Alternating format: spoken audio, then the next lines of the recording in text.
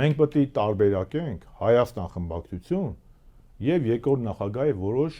քարոզիչներ կամ հակաքարոզիչներ կամ թիմակիցներ։ Հայաստան խմբակցությունից որևէ մեկը անհարգալից մոտեցում չի ցուցաբերել այս գործընթացին։ Ավելին, Հայաստան դաշինքի բոլոր պատգամավորները պատրաստակամություն են հայտնել ստորագրել Հայկ Մամիջյանի նախաձեռնած այդ ձևաթղթի տակ։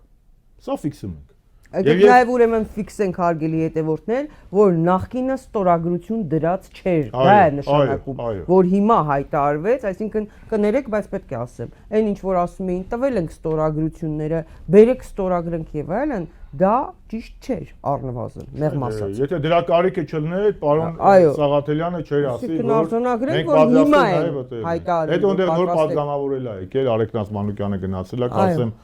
Պետրոս Մեղրյանն է եկել, որին շնորհավորում եմ, իմ լավ ընկերն է ավակ, Շահեն Մեղրյանի եղբայրն է, կարծեմ Պետրոս Մեղրյանն է դարձել պատգամավոր։ Այո։ Եվ տեսեք, ֆիքսում ենք Հայաստան դաշինքի պատգամավորները իմպիչմենտի գործընթացին դեմ չեն խոսել։ Իմպիչմենտի գործընթացին արհամարական չեն խոսել։ Հակառակը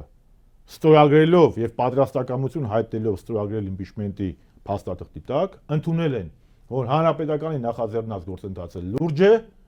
Քոչարյանի դեմ չէ, Նիկոլի դեմ է, իրատեսական է։ Եթե այդպես չի, ինչու են ստորագրել։